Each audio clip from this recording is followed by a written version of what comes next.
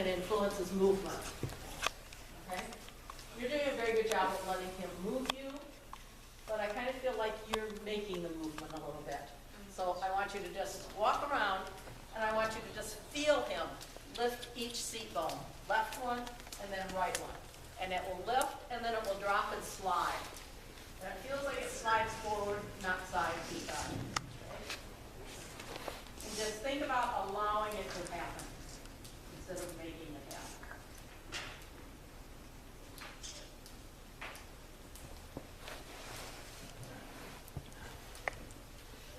Okay?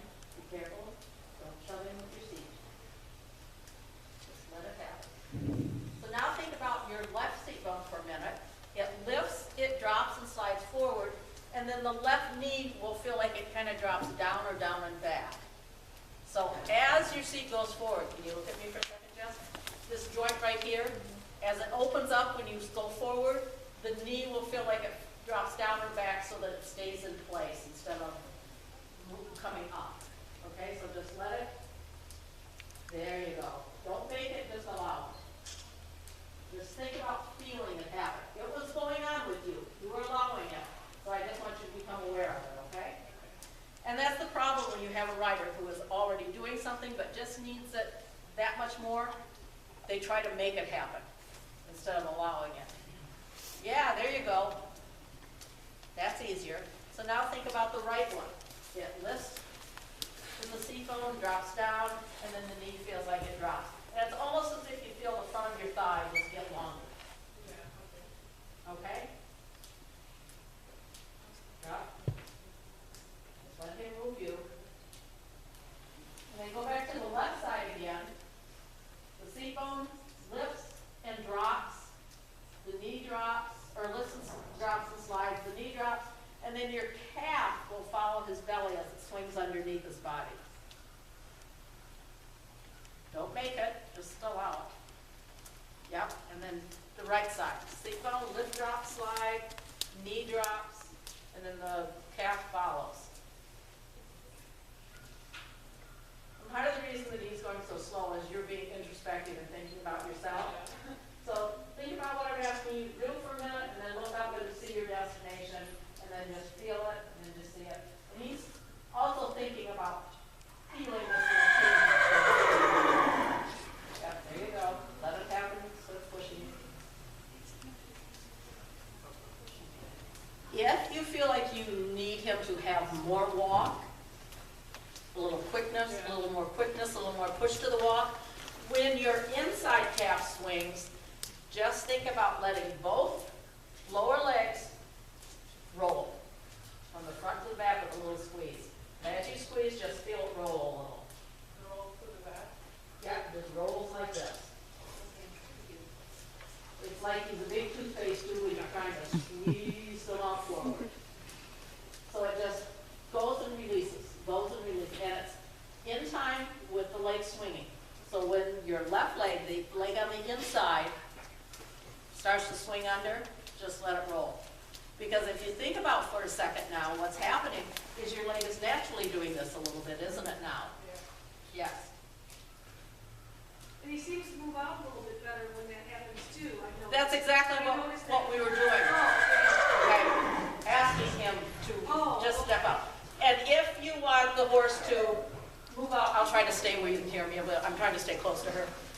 Is in asking the horse to move out, when the inside leg follows the belly swing under, if you just let that natural roll that will happen when the leg is truly relaxed and following the horse, if you let that happen with both legs, it tells the horse, push a little more, push a little more.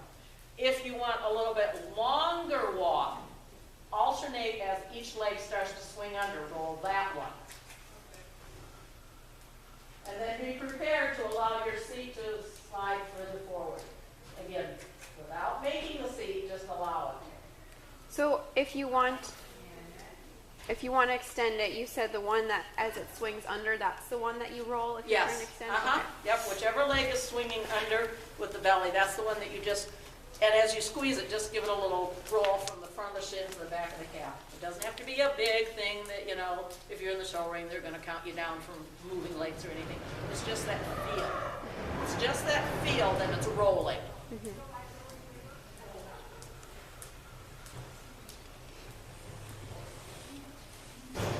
Because everybody, lay your hand on your side of your thigh, okay? Just squeeze in. Just squeeze in. Now kind of roll and squeeze. You feel how that just encourages your muscle to go forward? It encourages the belly muscles of the horse.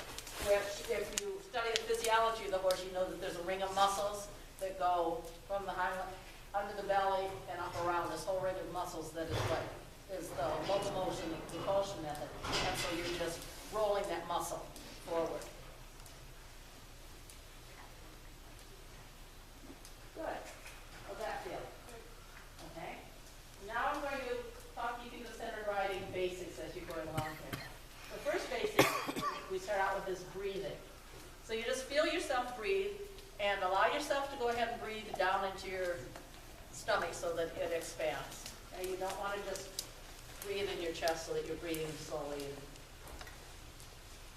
Good. Okay. Now we're going to go to eyes, to soft eyes. I want you to stare at that letter L. Just stare at it. And what just happened with your horse? He slowed down and started to wobble, didn't he? Yeah. Okay, because you were too focused on just that one thing. So now, as you come across here, look at the H, but with your peripheral vision, see everything else around. You see the stalls, you see the horse up on the wall. Okay. So now just stare at the sun down there on that banner. What happened to your breathing? Yeah, and now at the F, go to soft eyes. See everything else around you. Now you can breathe, correct? Coming down this side, I want you to hold your breath. I think that's the hardest thing that I have, is not holding my breath. And this walk kind of gave out again, didn't it? Okay, so go ahead and breathe. And just find yourself with him again. Good. Our next basic is building blocks. Okay, and you have good building blocks. Your ears over your shoulders over your hips, and your hips, your heels are pretty much aligned right on that line. So you have good building blocks. And the next item that we go to in centered riding is centering, which is where it all comes from. If you put your thumb in your belly button and then roll your hand down, behind this area and back in your spinal area is a whole network of nerves that kind of controls everything. And this is where we want our center of gravity to be. Most of us carry our center of gravity anywhere from here to here, up high. If you take a hammer and you hold it by the bottom end of the handle, you're going like this constantly trying to hold that up. But if you slide down and hold it right next to the head, you can take that hammer and do this and do this and do anything with it. So it's the same principle here. If your center of gravity is low down on the horse, then your upper body is more stable. And you already carry yours in a pretty good position. Okay? I'm going to It's a lot ask easier you for to women than it affirm is for your men. 'Cause turn. women naturally To carry keep their your center of inside gravity hand up, lower. not to lower it. The inside hand. There you go. Keep it level with the other hand. If you feel like you need to use that rein, imagine you have a watch on, and just move your watch face out or just turn your hand slightly. Okay? Keep your hand up. And the reason I'm asking you to keep your hand up is when you drop your hand, it drops your weight, however subtly, in this direction. That puts a lot of weight on your horse's inside shoulder, makes it harder for him to pick that leg up. So really just think about this for a minute. Let that be your attention. Stay soft eyes and just think about keeping the inside hand up all the way around.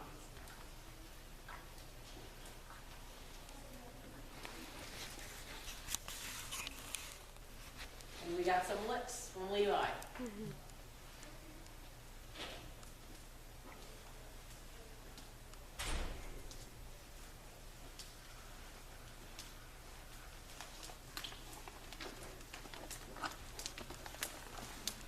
And because this is a training session, not a show session, yep, like over there, when he wanted to look at the people, feel free to just lift that inside hand a little bit more, okay?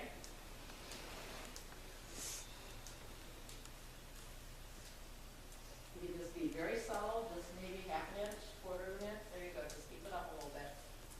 Aha, did you feel that better then? So just think about keeping it above his withers, and then just go ahead and just use the fingers a little. Good job. Good.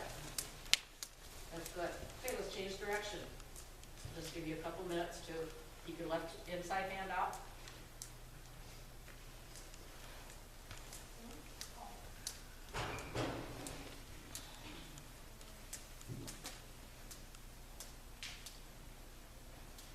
And I get the feeling that doesn't matter which way you're going, you have a tendency to want to hold your left hand out. Yeah. Okay? So, even in this direction, you can think about keeping it up level with the other hand. So in this direction, where you don't have to think so much about keeping your hand up, just think about a little this, a little this. Taking your little finger kind of towards your breastbone a little bit on the corners, just asking for a little flexion. Flexion happens just behind the horse's jaw. Why don't you come just, as you go across down here, I want you to just ask him to flex his nose 1 or 2 inches to the right, to the inside. So just ask him to tip his nose in, but go straight ahead. Good, good, and then lay straight now, okay? His basic understanding is that the taking of that rein is to bring his nose down, okay? But you also want him to tip the nose a little bit in. And the way that this is going to happen, without him trying to turn off the rail on you when you ask for that, is as you come to each corner, I want you to think that you have a headlight on each of these bones and just kind of turn those headlights. And they go in time with the horse's walk. So we turn a little, turn a little, turn a little, not your shoulders. It's just almost turning your hips, almost. You think about feeling it. And what will happen is you'll feel that outside seat bone slide forward a little more than the inside one, but you don't want to turn it enough that it tightens you and stops you from following the horse. Okay, so just think about that. Turn a little, and just asking him to tip his nose a little bit. When you're thinking about turning your hips, just thinking about it, do you feel how your calf on the inside sets against you a little harder? Yeah. And that your outside leg, right from this joint, kind of feels like it wants to drop down? Yeah. So automatically, by just thinking about turning inside your hips a little bit, it positions you to have the inside leg against the horse to give him something to bend around, and the outside leg automatically feels like it wants to stretch and drop back to keep his haunches from swinging out. So make a circle around that coat. Make it big enough that you kind of come out to this far, okay? And think about turn a little, ask him to tip his nose, turn a little, keep letting him move you, turn a little, let him move you, don't stiffen your heel up and pick it up, okay? That inside leg does not go back. There, look how nice it finished. Come over and let's walk another circle in this corner.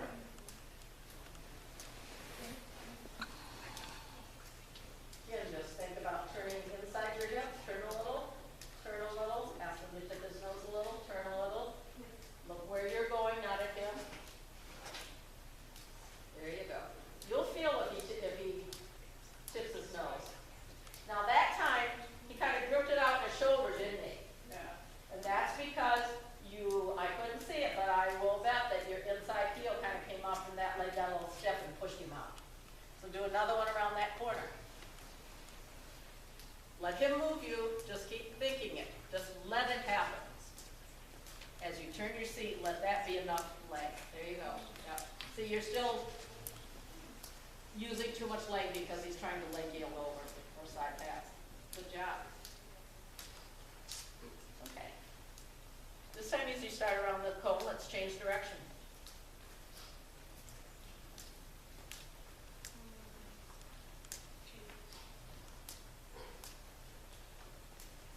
And now you have to have this little mantra that goes through your brain that says, keep my inside hand out. Let him move me, and turn a little, turn a little, turn a little. Nope, not your shoulders. It's not this, it's not a motorcycle turn or a bicycle turn. It's just in your hips.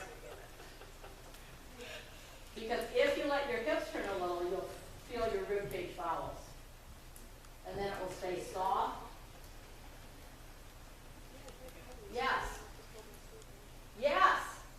To see how when you kept your rib cage soft instead of turning in, he kept his walk better on that turn, even though it got pretty tight at the end. So let's try another one around the cone over here. Make him big enough that he can keep walking. Okay.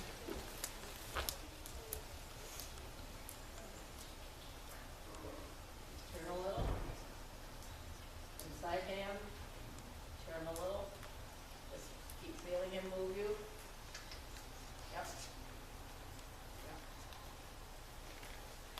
Remember the timing to use the legs. Good job.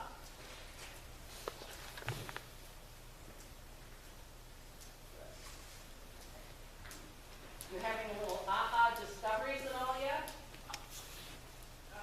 Yeah. What feels a little different? You feel a little softer, Yeah, more forward on the corner? he's feeling softer. Yeah.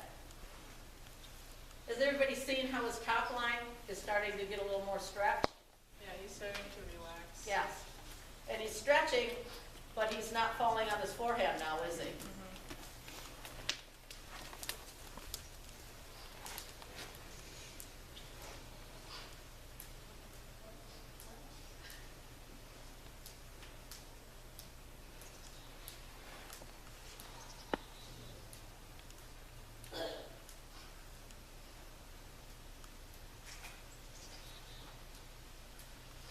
Watch your left hand. Good job.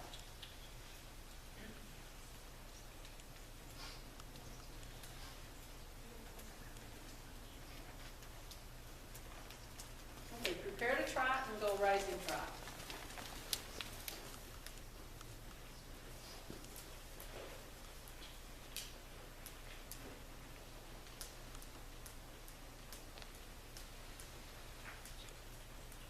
And again, I'm going to say keep your left hand up and keep it a little closed. Good. Good. Every time you sit, think about your knees softening and let the calf do that from the front of the shin to the back of the calf roll. So every time you sit, just let your legs imagine or do a very small little roll. And as you sit, let your knees soften. And you see how it's easier to sit down when your knees aren't pinching? Yeah.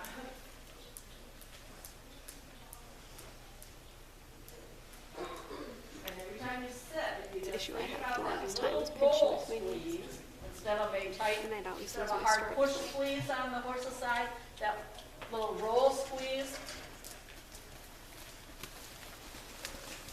There you go. There you go. Now I have a horse that's almost over here on the straightaways. His hind legs are stepping in his front footprints, which is probably something you worked on getting, isn't it? Getting to just take a little longer step.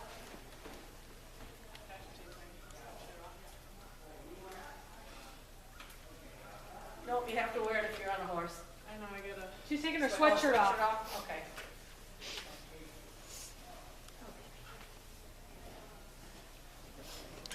Well, you've been in school for a month and she's out of shape already.